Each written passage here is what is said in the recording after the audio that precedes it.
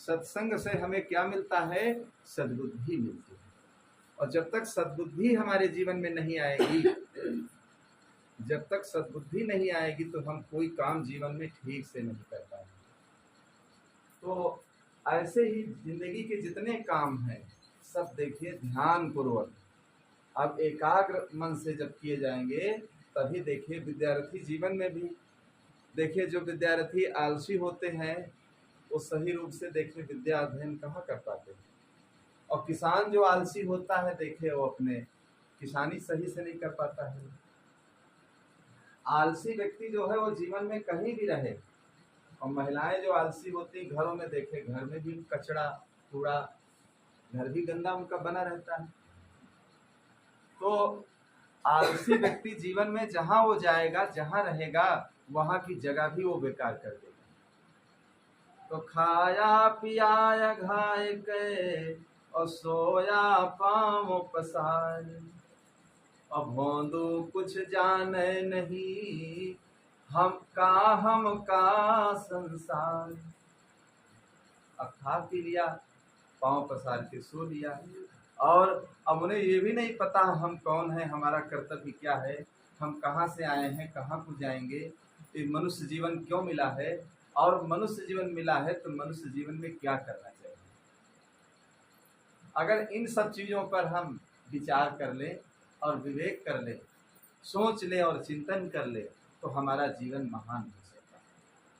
तो इस जीवन को महान बनाने के लिए देखिए, आज मनुष्य जीवन में आए हो तो आज मनुष्य जीवन में आए हो तो यहाँ ही विचार कर सकते हो। अभी पशु में चले जाओगे, पंछी हो जाओगे, या कुत्ता बिल्ली खाने में चले जाओगे तो वहाँ कुछ बनने वाला नहीं। जब मनुष्य जीवन में आओगे तभी यहाँ पर सेवा कर सकते हो, किसी की परोपकार कर सकते हो, अच्छे काम कर सकते हो। तो जब जब तुम मनुष्य जीवन में आओगे तब तब देखिए अच्छे काम कर सकते हो। मनुष्य जीवन में देखिए व्यक्ति बिल्कुल स्वतंत्र है। अन्य जितनी खानियां हैं, पशुओं को देखिए रस्सी में बांध कर लोग रखते हैं।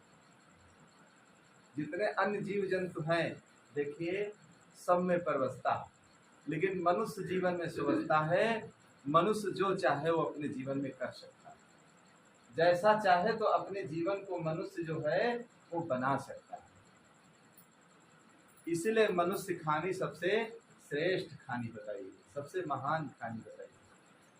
पाया मानुष का तन, पाया मानुष का तन, आज कर ले भजन, आज कर ले भजन, ना भुलाना तेरे जीवन का क्या है ठिकाना। पाया मानुष का तन, आज कर ले भजन, ना भुलाना तेरे जीवन का क्या है ठिकाना। खानियों में भटकता तू आया, आज अवसर ये नरतन को पाया। भागी तेरे जगह, भागी तेरे जगह, दावों ऐसे लगे मुक्ति पाना। मन को विषयों से अपने हटाना, पाया मानुष का तन, आज कर ले भजन, आज कर ले भजन, ना भुलाना तेरे जीवन का क्या है ठिकाना। तेरे जीवन का क्या है ठिकाना। पाया मानुष का तन, आज कर ले भजन, ना भुलाना तेरे जीवन का क्या है ठिकाना। देखिए इस जीवन का कोई ठिकाना नहीं। एक श्वास आती है, फिर वो श्वास लौट करके आती है घूम करके कि नहीं आती। तो इसलिए आज मनुष्य जीवन में आए हो तो यहाँ मनुष्य जीवन में विचार करो। यहाँ विवेक कर लो, भक्ति कर लो, सत्संग कर लो और अच्छे विचारों को अपने जीवन में धारण कर लो। जब अच्छे विचार आ जाएंगे तो जीवन आपका सुखी हो जाएगा, जीवन सुखी हो जाएगा। और जीवन में देखिए आपके ज्ञान की गंगा बहने लगेगी। तो जीवन को सुखी करने के लिए धीरे धीरे सारे दुर्गुणों को अपने अंदर से निकालते जाओ और सेवा भाव को अपने अंदर अपनाते रहना चाहिए। सेवा भाव जिसके अंदर होगा तो वो व्यक्ति जहाँ जाएगा सबका देखे प्रिय हो जाएगा। अब आलसी व्यक्ति को कोई पास में रखना नहीं चाहता। जिसके अंदर कोई गुण नहीं है, देखिए कोई आदमी अपने पास रखना है, वही माता पिता है जो बच्चे अवगुणी है, कहते हमसे दूर रहे। तो अगर संतानें अच्छी हैं तब देखिए सब लोग उन संतानों के साथ में रहना चाहिए। गुणवान व्यक्ति को हर व्यक्ति खोजता है, लेकिन अवगुणी व्यक्ति को कोई खोजता नहीं। अवगुणी व्यक्ति को यही लोग कहते हैं यहाँ से चला जाए तो ज्यादा अच्छा है। अगर गुणवान है तो गुणवान व्यक्ति को देखिए लोग कहते हैं अरे भाई आज और कल और एक दिन और रहें तो ज्यादा अच्छा। तो इसलिए हर व्यक्ति को अपने अंदर अच्छे अच्छे गुणों को लाना चाहिए। अब जिसके अंदर कोई गुण नहीं है वो बेकार है, वो बेकार है, उसकी जिंदगी बिल्कुल बेकार, उसका जीना ही बेकार है संसार में। तो अवगुणों को धीरे धीरे भगाते हुए अच्छे अच्छे सद्गुणों को अपने जीवन में लाते रहो। एक गांव में दो महिलाएं थी और बहुत गरीब थी, लकड़ी बीन करके अपना गुजारा करती। पास में जंगल था, उसी जंगल से लकड़ी बीन कर लाती। गर्मी का महीना था, तो गर्मी के महीने में एक पेड़ के नीचे बेचारी आई, बैठ गई। बहुत गर्मी थी, जैसे आजकल प्रचंड गर्मी चल रही है। दूसरा एक पेड़ था और उस पर एक राजा साहब आए, 10-5 लोग उनके साथ में थे। राजा साहब बैठ गए तो देखिए राजा साहब के कोई पंखा हिल रहा था, कोई पानी पिला रहा था, कोई पाँव दबा रहा था, सब सेवा कर रहे थे। और वो दोनों एक पेड़ के नीचे बेचारी बैठी थी। और एक तीसरा वहां पर पेड़ था, उसके नीचे एक महात्मा जी आए, तो वो अपना आसन लगा करके बैठ गए, ठंडाने लगे। तो कुछ देर के बाद देखिए दोनों जो महिलाएं थी आपस में देखिए बात करने लगी। आपस में क्या बात करने लगी कि बहन देखिए एक हमारी तुम्हारी भी जिंदगी है, लकड़ी बीन करके लाना और फिर लकड़ी को बेचना और बेच करके फिर अपना पेट भरने का उपाय करना। और एक राजा साहब की जिंदगी देखिए 10-5 लोग सेवा में, इतना धन, इतनी संपत्ति, इतना सब कुछ है, कुछ इनको नहीं करना पड़ता। हम लोग रोज यही काम, सवेरे उठकर जंगल को जाओ लकड़ी बीनने के लिए। तो हम लोगों की जिंदगी कैसी बेकार है। दोनों दुखी हो रही थी आपस में। तो महात्मा जी जो पेड़ के नीचे बैठे थे वो सुन गए, तो उन्होंने बुलाया कि यहाँ आओ बहन। तो दोनों आई।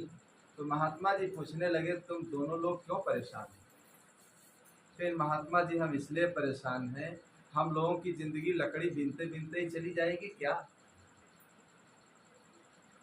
जहाँ रही माता पिता के यहाँ वहाँ भी बहुत गरीबी थी, यहाँ आई ससुराल में, यहाँ भी यही है, रोज लकड़ी बीनने भेजते हैं और लकड़ी बीन कर लाओ, यही लकड़ी का धंधा।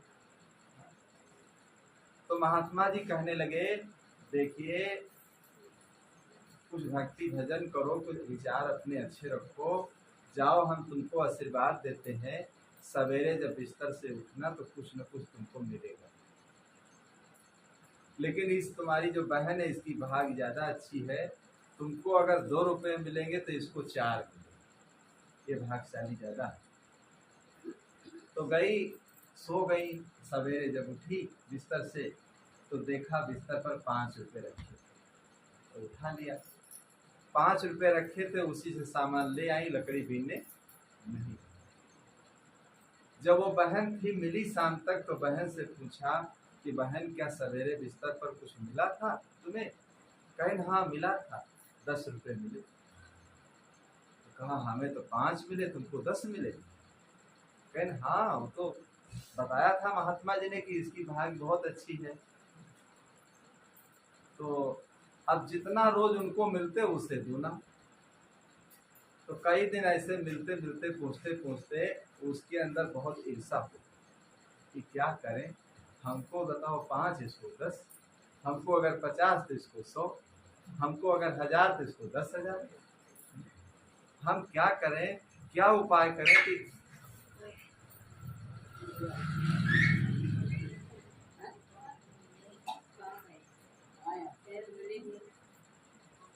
हम क्या उपाय करें कि ये जो दूना इसको मिलता है ये मिलना बंद हो जाए। आज आदमी अगर दुखी है तो अपने दुखों से नहीं दुखी, दूसरे के सुखों से दुखी कि अगला आदमी सुख से क्यों खाता है, अगला आदमी आराम से इसकी जिंदगी कैसे व्यतीत हो, उसकी आराम को छीनने के लिए लोग कोशिश करते हैं। खुद प्रयत्न नहीं करते हैं कि हम भी अपनी भाग को अच्छी बनाएं, अच्छे कर्म करें तो हमारी भी भाग अच्छी बन जाए। तो बहुत परेशान हुई, इतना परेशान हुई कि वही महात्मा को जंगल में खोजते खोजते गई, मिली और उसको चैन नहीं पड़ी और सोचती अगर चलो लकड़ी बीनना पड़ता था वही बंद हो गया, आराम से चलो हमारी भाग जितनी है हमको मिल रहा है, पड़ोसी की जितनी भाग है तो पड़ोसी को मिल रहा है, इसमें जलना नहीं चाहिए। तो जब महात्मा जी के पास खोज करके वो गई तो महात्मा जी समझ गए कि कोई कारण है, तब तो ये आई है अकेली जंगल में। पूछा अरे अकेली जंगल में चली आई, क्या हो गया? कहीं हो कुछ नहीं गया है महात्मा जी, जितना हमको मिलता है हमारी बहन को दूना मिलता है, तो आप ऐसा करिए बराबर कर दीजिए, ये दूना वाला सिस्टम हटा दीजिए। कहीं नहीं, उसको दूना ही मिलेगा, कहीं दूना ही कि हाँ जिंदगी भर उसको दूना मिलता जाएगा। तुमको 1 गिलास दूध तो उसको 2 गिलास दूना ही मिलता जाएगा। तो कहीं सब कुछ जब दूना मिलेगा तो आप ऐसा करिए, हमारा एक हाथ तोड़ दीजिए। उल्टा मतलब मांगने लगे, उल्टा चलने लगी अपोजिट, हमारा एक हाथ आप तोड़ दीजिए। तो जब पूजा पाठ करके उठी हाथ जोड़कर, कहा कि हमारा एक हाथ तोड़ दीजिए, तो एक हाथ उसका टूट गया। तो बहन के जब गई शाम को मिली तो उसके दोनों हाथ टूट गए।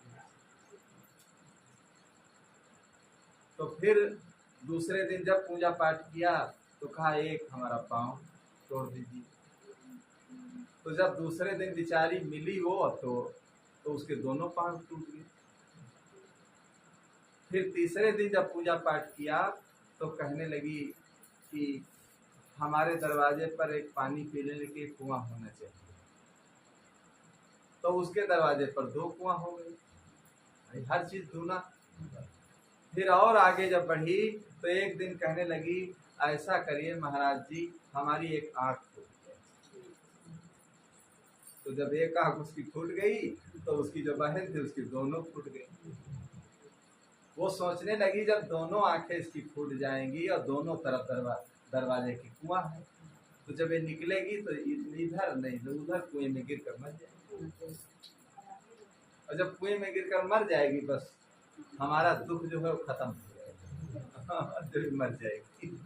अब देखिए बेचारी के हाथ भी चले गए, पाँव भी चले गए, आंखें भी चली गई, दरवाजे पर 2 कुआं बनवा हो गए, कितना ईर्ष्या उसके अंदर। तो देखिए सवेरे सवेरे बेचारी जब उठी धनक धनक करके, अब दोनों तरफ कुआं थे, किधर जाए, एक तरफ जब बढ़ी तो उसी कुआं में गिर करके मरी। तो आदमी की जो ईर्ष्या है, देखिए ईर्ष्या के कारण आदमी इतना परेशान होता है, इतना पीड़ित होता है, इतना दुखी होता है, इतना चिंतित होता है, उसी ईर्ष्या में ही वो जला करता है। तो हर आदमी को चाहिए कि जीवन को अपने आगे बढ़ाने के लिए भाई इस व्यक्ति ने कैसे क्या काम करके इसने प्रगति किया, तो वही काम करने के लिए अपने जीवन में सोचो, उपाय करो, परिश्रम करो, तो धीरे धीरे तुम भी आगे बढ़ जाओगे। लेकिन लोग उपाय नहीं करते हैं, ईर्ष्या जलन के कारण उसको मिटाने के लिए कोशिश करते हैं। तो सत्संग में देखिए हमें क्या मिलता है, इन्हीं सब चीजों का ज्ञान कराया जाता है। सत्संग में आए यदि तो मौका निकाल के, संग में आए यदि तो मौका निकाल के, आँखियाँ खुल जाए तेरी फौरन उजाल से, खुल जाए तेरी फौरन उजाल से, आँखियाँ खुल जाए तेरी फौरन उजाल से, खुल जाए तेरी फौरन उजाल से। सत्संग से देखिए मनुष्य की झपी आंखें खुल जाती है। झपी आंखें कैसे खुल जाती है? एक गांव में एक लड़ाका नाम की महिला थी। देखिए जो काम जो व्यक्ति करने लगता है उसी का नाम होता है। जो लोग दलाली करते हैं, देखिए दलाल, वकालत करते हैं वकील, मास्टरी है तो मास्टर। अब उनकी धर्म पत्नी चाहे बिल्कुल न पढ़ी लिखी हो, अगर वो मास्टर है तो उनको मास्टराइन का पद मिल जाता है, वकील है तो उनको वकील। तो जो देखिए घर के अगुआ लोग करते हैं तो वो पीछे वालों को अपने आप वो पद मिल जाता है, उनको मेहनत करने की जरूरत नहीं पड़ती। तो जो काम व्यक्ति करेगा तो उसको देखे धीरे धीरे लोग, पीछे के लोग, घर के अगर अच्छे लोग हैं तो उनके नाम से देखे धीरे धीरे पीछे के लोग भी सब अच्छे कहे जाते हैं। चाहे वो खराब ही हो लेकिन लोग कहेंगे हाँ भाई वहाँ बहुत अच्छे अच्छे लोग थे, इसलिए ये भी अच्छे हों, ये भी अच्छे हों, इनके माता पिता बहुत अच्छे थे। तो अब वो लड़ाका की आदत थी, उसकी बारी बारी से लड़ती थी सबके आगे, और उसकी बारी बंधी थी लड़ने की, तो बारी बारी से लड़ती थी। और जिस घर में बारी थी उस घर में नई नई बहू आई थी। तो नई नई बहू आई थी तो जो सास थी वो बेचारी चिंतित बैठी थी दरवाजे पर। तो बहू कहने लगी कि माँ इतना तुम आज दुखी क्यों हो? चेहरा तुम्हारा डाउन है, क्या कारण है? मनुष्य के दुख सुख का देखे चेहरा बता देता है, अंदर ये दुखी है कि सुखी है। परिवार में हर चीज में देखे बिगाड़ तभी तो आता है बिगाड़। हिल मिल के जब लोग रहना सीख लेते हैं, माई में दोनों कुल उजियारी। देखे लड़कियां जो होती है दोनों कुल की वो उजियारी करने वाली होती है।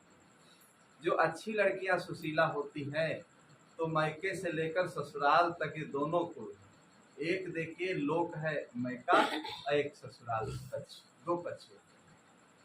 देखिए सिर में जहाँ महिलाएं मांग भरती है तो एक ससुराल पक्ष एक मैका पक्ष, दो पक्ष वहां बताए जाते हैं कि दो होते हैं। तो जो सुशीला देखिए महिलाएं होती हैं तो दोनों कुल को उतार देती है। माई में दोनों कुल उजियारे। एक माता पिता वहां छूटते हैं लेकिन दूसरे माता पिता यहाँ उसको मिल जाते हैं। अब दूसरे माता पिता जब मिल जाते हैं और प्रेम से बढ़िया जिंदगी जीती है तो ये उसे महसूस ही नहीं होता है कि हमारे माता पिता वहां छूट गए।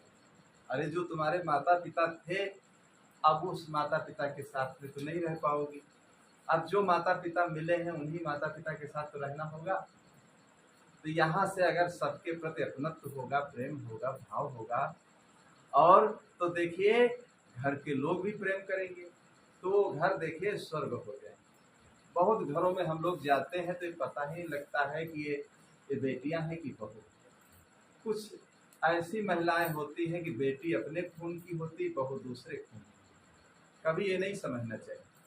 बेटी के साथ देखिए माँ नहीं रह सकती, अब बेटी की जहाँ शादी कर दोगे बेटी ससुराल चली जाएगी। अब जो बहू है पास में जो रह रही वही तो पानी देगी उठा करके, वही सेवा करेगी। तो अपना खून पराया खून कुछ नहीं होता है। जिससे दिल मिल जाता है, भाव मिल जाता है, वही अपना व्यक्ति होता है, वही अपना व्यक्ति होता है। और उसी में अपनत्व होना चाहिए, प्रेम होना चाहिए, भाव होना चाहिए। तो माई में दोनों कुल उजियारी, तो दोनों कुल को देखे उजेले में रखने वाली वो सुशीला देखे महिलाएं होती हैं कि दोनों कुल को देखे उतार देती। तो ऐसी लड़कियां देखे जहां पहुंच जाती हैं तो वहां घर और ये सब स्वर्ग हो जाता है। घर स्वर्ग हो जाता है और मन भी देखिए सबका प्रसन्न रहता है। और जहाँ पर देखिए मन अच्छा नहीं होता है, विचार जब नहीं मिलते हैं, तो चाहे जितना धन, अब घर परिवार के लोग एक साथ न खा सकते हैं, न पी सकते हैं, न मिल सकते हैं, न बैठ सकते हैं। सास अंदर गई तो बहू बाहर बैठी है, बहू जब अंदर गई तो सास बाहर आ गई। अब पिता अगर भीतर गए तो पुत्र बाहर आ गया, पुत्र अंदर गया तो पिता बाहर बैठ गए। एक साथ मिलजुल करके खा पी नहीं सकते, बोल नहीं सकते, रह नहीं सकते, तो जिंदगी बताओ कैसे वो स्वर्ग में हो। चाहे जितना धन हो, चाहे जितना धन हो, चाहे जितनी संपत्ति हो, कभी जीवन सुखी नहीं हो सकता। और जीवन को सुखी बनाने के लिए जब देखे आपस में प्रेम होता है, भाव होता है, समता और सुमति होती है, तो देखिए वही घर बिल्कुल स्वर्ग के समान हो जाता है। और बहुत देखिए माताएं लड़कियों को अपने पास में रखती हैं, लड़के नहीं है, ये लड़की अपने खून की होती है। एक घर में हम गए थे, दामाद और लड़की को रखा था, लड़के नहीं थे, अकेली लड़की थी। बहुत दिन की बात है, हम भोजन बना रहे थे और जो माँ थी देखिए वो बनवा रही थी। तो अब कोई दुख सुख होता है, हम लोग जब जाते हैं, कोई दुखी है तो अपने मन की बात व्यक्ति कहना चाहता है कि संत लोगों को लोग अपना समझते हैं कि समझा देंगे, बता देंगे। तो माँ बताने लगी, घर जमीन संपत्ति सब दे दिया, लेकिन देखे दूध ये रखा है, लेकिन मैं लेकर पी नहीं सकती। अगर बहू होती साहब तो शायद देती, लेकिन जब से लड़की को रख लिया यहाँ तो इतना शासन है हमारे।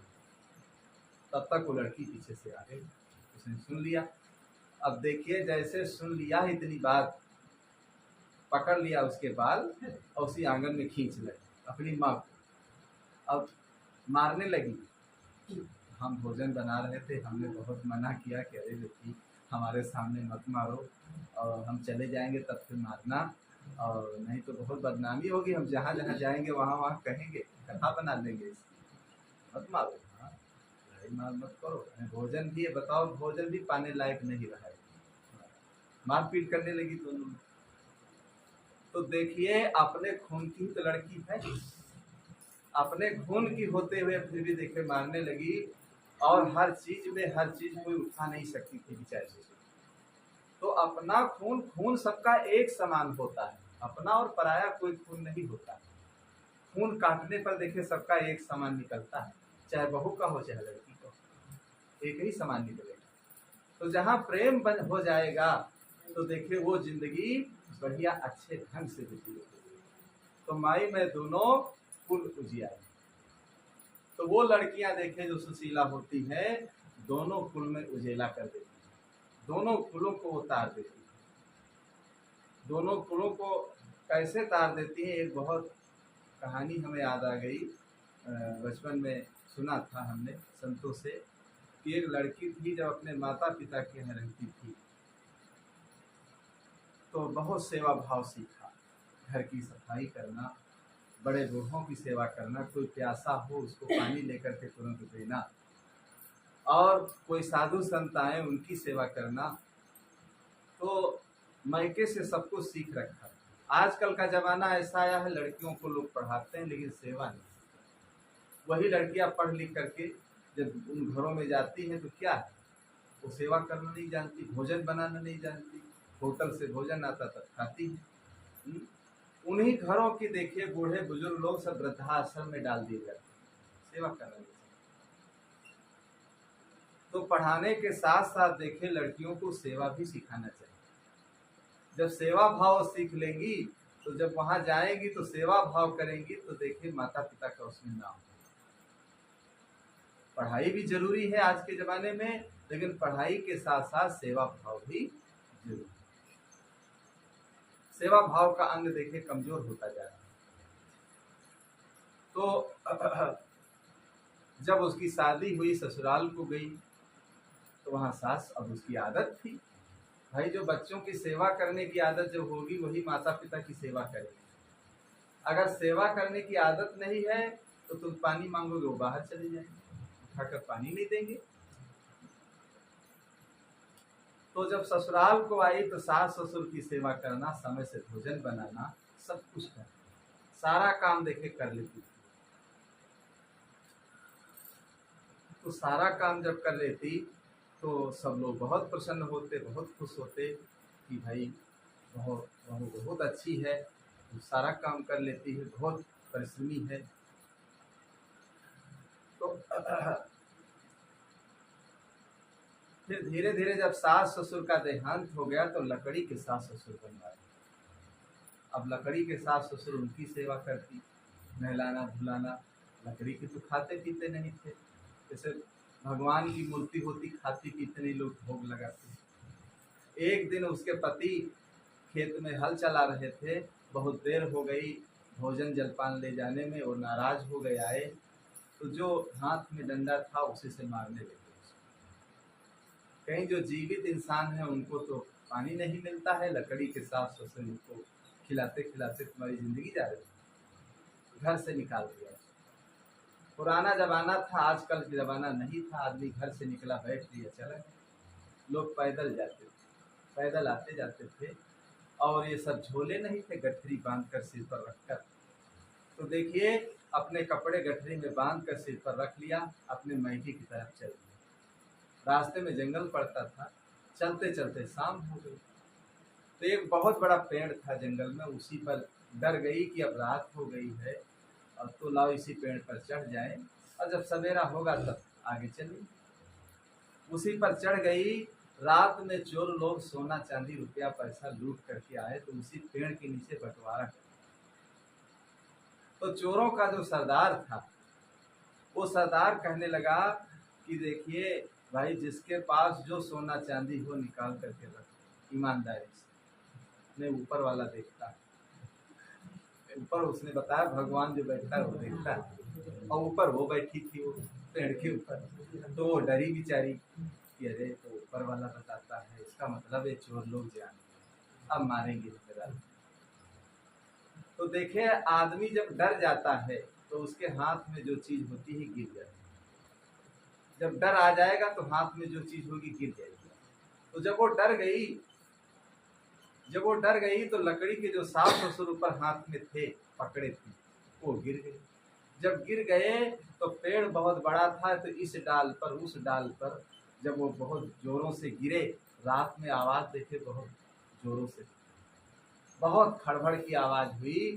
तो चोरों ने समझा कि कोई पुलिस का छापा पड़ गया। वो लोग सोना चांदी रुपया पैसा जितना लूट कर लाए थे सब छोड़कर भाग। दिन भर रात भर तो बैठी रही, सवेरा जब हुआ तो उतरी। और बहुत सवेरे जंगल में तुम हो तो वहां कौन आदमी जाता है, बहुत सवेरे।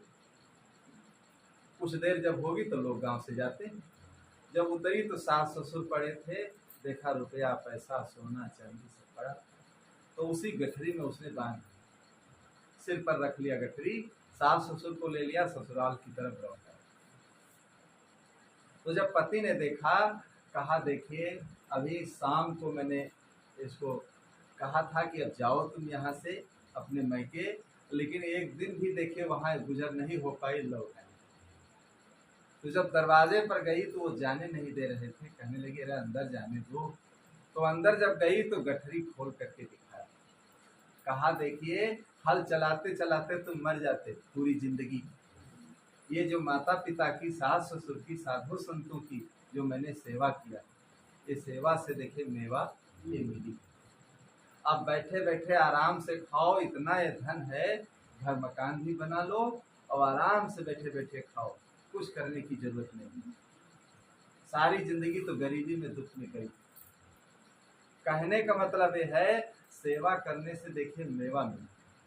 जो व्यक्ति सेवा करता है अपने जीवन में तो देखिए सेवा से उसको कहीं न कहीं मेवा प्राप्त होता है। अंतःकरण उसका पवित्र हो जाता है, शुद्ध हो जाता है, निर्मल हो जाता है।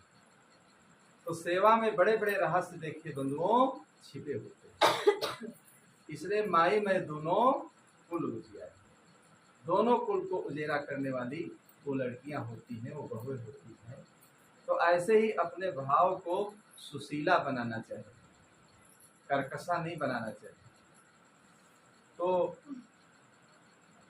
उस बहू ने देखा सास को बहुत उदास थी, तो कहा हमारे यहाँ एक लड़का है, अभी लड़ने आ रही होगी, अब मैं लड़ पाती नहीं हूँ, तो अभी आएगी हजारों गाली देगी, इसीलिए हम दुखी बैठी। तो बहू कहने लगी अरे बहुत दिन तुमको लड़ते लड़ते हुआ, आज हमको लड़ लेते। तो सास कहने लगी अभी नई नई तुम आई हो, अगर आज से ही लड़ना शुरू करोगी तो लोग क्या कहेंगे कि आज आज बहू आई, आज से लड़ना शुरू कर दिया, कुछ दिन तो कम से कम सही रहो। कहे नहीं मैं लड़ूंगी, तुम बैठो।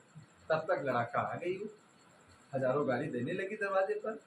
गाली देने की उसकी आदत थी, एक जबान में 20 गाली देती थी। तो एक दरवाजा के आड़ में देखे खड़ी हो गई, और वो गाली देते देते देते देते जब थक गई, घंटों 2 घंटा दिया, अब एक तरफ से तुमको कोई गाली दे और तुम दूसरी तरफ से न दो, तो कितनी देर देगा? या तुमको गाली दे तुम थोड़ा मुस्करा दो तो और जल बढ़ जाएगा। तुमको गाली अगर दे और तुम हंस दो थोड़ा, अरे तो और हाथ पांव पीटने लगेगा। गाली देने वाले की आदत होती कि हम अगर गाली दे रहे तो तुम भी उधर से दो, हम 2 तो तुम 4, वो 2 तो वो 4, तब घमासान होती है लड़ाई।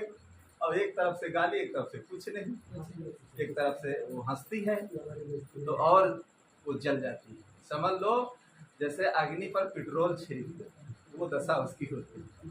तो जब बैठ गई गाली देते देते, तो हाथ का अंगूठा उसने निकाला, ऐसे दिखा दिया। जब हाथ का अंगूठा दिखा दिया तो और जल बल गई, फिर गाली देने लगी शुरू।